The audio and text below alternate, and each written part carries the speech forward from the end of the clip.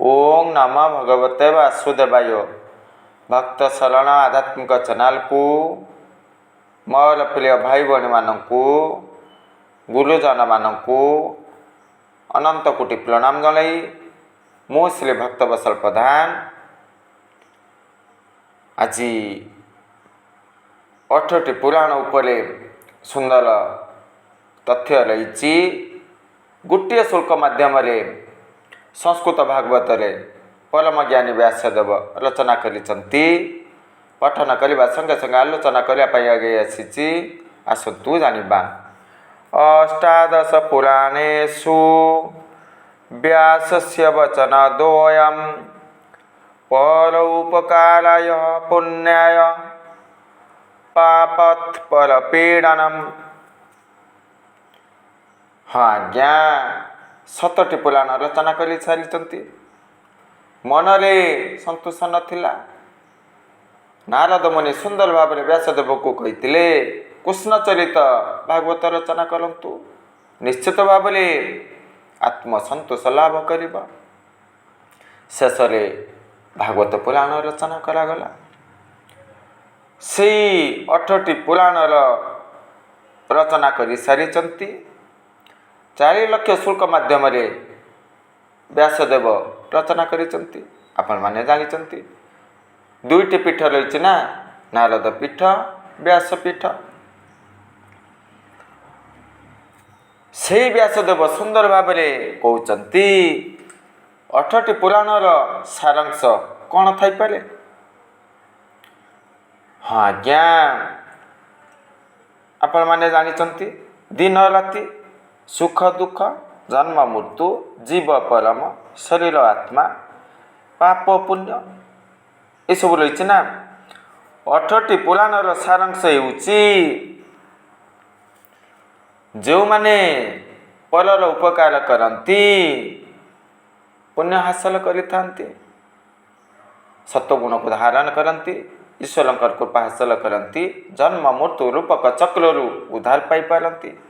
जो माने अन्य को कष्ट दियंती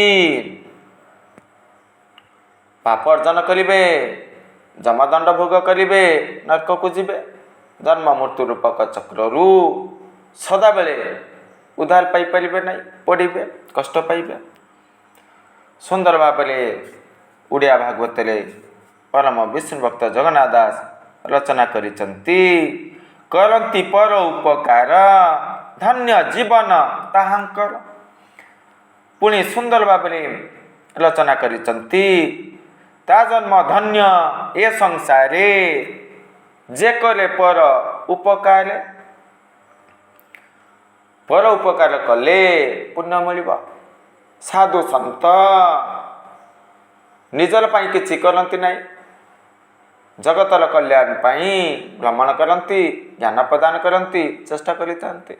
वसुदेव कुटुंबक यही सूत्र को धारण करिथांती। आपण माने जानिचंती वर्तमान सरल तत्व उपरे उदाहरण नबा। शरीर दृश्यमान क्षणस्थायी नष्टशील, आत्मा दृश्यमान हुए ना नष्ट हुए ना, ये सब कथा आपण माने जानिचंती। जदि शरीर आत्मा रही ना, शरीर को पर रूप में उदाहरण नहीं परिबा। आत्मा निचर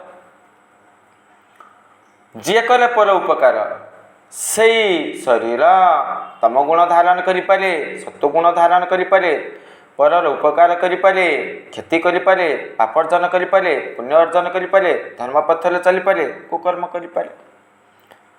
जदि सत्व गुण को धारण कला, ईश्वर कटारे भाव भक्ति रखिला, सत्कर्म कला, पुण्य अर्जन करिबा, ईश्वर कृपा हासिल करिबा, भव सागर उद्धार पाई परिबा। शरीर जदि पुण्यमय कार्य लिप्त रहिबा कौन घटिबा? निश्चित भाव भव सागर उद्धार पाई परिबा, जीवन सुखमय हबा। वर्तमान उदाहरण नहीं परिबा। जदि शरीर କୁକର୍ମ କରିବ। ଦେଖନ୍ତୁ ଛୁରୀ ରହିଛି, ଡାକ୍ତର କ'ଣ କରନ୍ତି? ରୋଗୀଙ୍କର କଲ୍ୟାଣ ପାଇଁ ବ୍ୟବହାର କରନ୍ତି। ସେଇ ଦୁରାଚାରୀଟାକୁ ଲୋକମାନଙ୍କୁ ହତ୍ୟା କରିବା ପାଇଁ ବ୍ୟବହାର କରନ୍ତି ନା। ଠିକ୍ ସେଇଭଳି ଭାବରେ ଶରୀର ମାଧ୍ୟମରେ ଆମେମାନେ କୁକର୍ମ କରିପାରିବା, ସୁକର୍ମ କରିପାରିବା, ପରର ମଙ୍ଗଳମୟ କାର୍ଯ୍ୟରେ ଲିପ୍ତ ରହିପାରିବା, ପୁଣି ଅନ୍ୟକୁ କଷ୍ଟ ଦେଇପାରିବା। ଯଦି ଶରୀର କୁକର୍ମରେ ଲିପ୍ତ ରହିବ, ଅଧର୍ମ ମାର୍ଗରେ ଚାଲିବ, ନର୍କଗାମୀ ହେବ। ଧର୍ମ ଅଧର୍ମ ନ ଜାଣନ୍ତି ଅନ୍ତେ ଲଭନ୍ତି ଅଧୋଗତି। ଜନ୍ମ ମୃତ୍ୟୁ ରୂପକ ଚକ୍ରରେ ପଡ଼ିବ। ତେଣୁ ସୁନ୍ଦର ଭାବରେ ବ୍ୟାସଦେବ 4 ଲକ୍ଷ ଶ୍ଲୋକ ରଚନା କରିଛନ୍ତି। ଗୋଟିଏ ଶ୍ଲୋକ ମାଧ୍ୟମରେ ସାରାଂଶ ପ୍ରଦାନ କରିଛନ୍ତି। ଯିଏ ଉପକାର କଲା, ଯିଏ ଅନ୍ୟ ପାଇଁ ବଞ୍ଚିଲା, କର୍ତ୍ତବ୍ୟ କର୍ମ କରିଲା, ତାର ଜୀବନ ଧନ୍ୟ। ଯିଏ ଅନ୍ୟକୁ କଷ୍ଟ ଦେଲା, ପରର ଧନ ସମ୍ପତ୍ତି ଲୁଣ୍ଠନ କଲା, ହରଣ କଲା, ପାପ ଅର୍ଜନ କଲା, ଫଳ ପାଇବ। ସୁଫଳ କୁଫଳ ରହିଛି ନା। ଯମଦଣ୍ଡ ଭୋଗ କରିବ, ନର୍କକୁ ଯିବ। ତେଣୁ ଆମ୍ଭେମାନେ କ'ଣ କରିବା? ଶରୀର ଅସ୍ଥାୟୀ, ସବୁକିଛି ପରିବର୍ତ୍ତନଶୀଳ, ଯାହା ଦୃଶ୍ୟମାନ ନଷ୍ଟଶୀଳ, ଯାହା ଗୌଣୀ ହୁଏ ନଷ୍ଟଶୀଳ। ତେଣୁ ପାପ ପୁଣ୍ୟ ବିଷୟରେ ଆମେମାନେ ଜାଣିଲୁ।